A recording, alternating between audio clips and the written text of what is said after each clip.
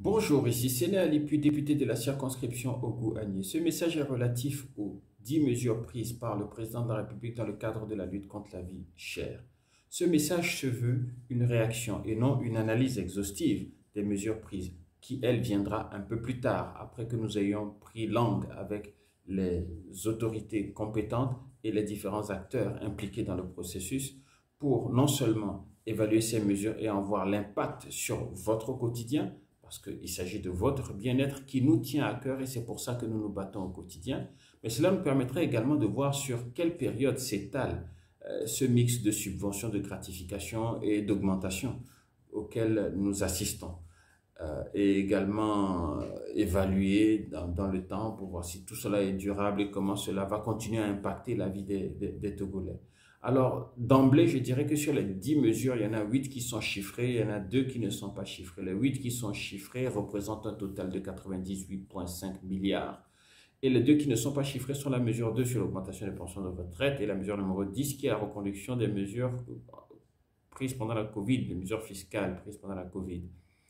Alors, ce n'est pas une analyse que nous faisons. Nous allons prendre le temps d'aller dans les détails avant de faire une analyse, mais à chaud. Notre réaction est de dire que l'inflation est un problème que nous avions. Et comme vous le savez, en début d'année, la vie chère fait partie des priorités que nous avons énoncées. Et nous avons dit que c'était un de nos chevaux de bataille. Donc, en ce début de session budgétaire, ça tombe bien que ces mesures-là arrivent. Parce que nous allons ensuite avoir le budget et nous allons ensuite voir quel genre de pression et quel genre de discussion nous aurons avec le gouvernement pour pouvoir tirer un maximum de ce qui est possible pour vous permettre de vivre dans de bonnes conditions, pour vous permettre de vivre décemment. Donc ça va être ça notre combat pendant cette session budgétaire, faire plus et mieux pour vous mettre à l'aise. Alors l'inflation tournait autour de 6,8% en avril 2022 et cette inflation-là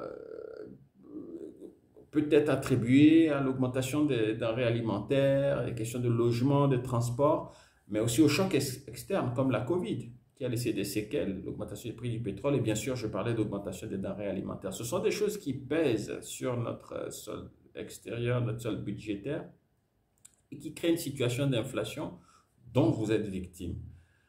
Donc, il s'agit maintenant de travailler ensemble dans un contexte difficile, rendu difficile par les problèmes sécuritaires, pour vous soulager. Alors, nous, comme parti d'opposition, nous allons venir avec des critiques, bien entendu, et des propositions, mais je nous renvoie à notre projet de société de 2018 qui déjà à l'époque disait, et c'est une des choses sur lesquelles nous sommes restés sur notre soif, qu'il faut augmenter le SMIC, augmenter les salaires de façon générale, mais particulièrement le SMIC. Donc nous allons continuer à nous battre pour que le SMIC puisse atteindre au moins 50 000 si ce n'est le dépasser, puisque le contexte a évolué.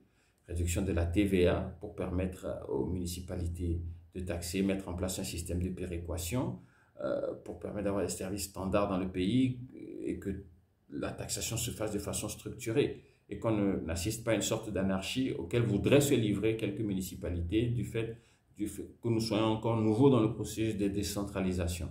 Donc, baisse de la TVA, ça c'est une piste à explorer également en dehors de l'augmentation du SMIC. Baisse de l'impôt sur les sociétés industrielles et commerciales, pour accélérer la transition du secteur informel vers le secteur formel, pour élargir l'assiette fiscale et permettre à tout le monde de faire sa part. Il n'est pas normal que les quelques entreprises qui soient formelles payent pour tous, alors que ceux qui sont dans l'informel ont les mêmes avantages, bénéficient des services publics et ont une fiscalité différente. Donc, réduire l'impôt, élargir l'assiette fiscale, accélérer la transition de l'informel vers le formel. Ça, c'est des pistes à explorer également. Taxer les produits de luxe, puis accélérer le processus de mise en œuvre de l'assurance maladie universelle, parce que les Togolais dépensent beaucoup dans les médicaments et dans les frais médicaux.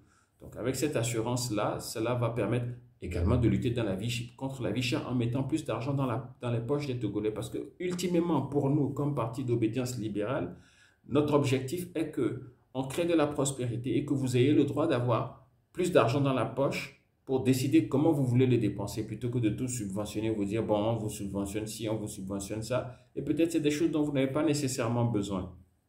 Donc, assurance maladie universelle, mise en place d'une assurance emploi. Donc, ce sont des choses qu'il faut explorer. Nous allons continuer à travailler dans ce sens-là. Donc cette vidéo se veut une réaction pour vous dire que nous suivons, la vie chère est notre priorité et nous suivons et nous allons prendre le temps de prendre langue avec qui il faut et continuer à faire les pressions qu'il faut, surtout que nous entrons dans une session budgétaire pour faire plus et mieux, notamment aider les entreprises qui sont dans le secteur privé, les PME, qui ploient sous beaucoup de bureaucratie et de taxes et d'impôts. Essayer d'alléger la fiscalité pour les PME, c'est une chose aussi à voir. Au-delà de tout ce qui a déjà été fait, il faut faire plus. Et donc, nous allons travailler dans ce sens-là. Et nous allons, comme parti d'opposition, continuer à exercer des pressions pour réduire l'impact que la vie chère a sur les populations. Donc, c'est un peu le sens de cette réaction. Je vous souhaite une excellente journée.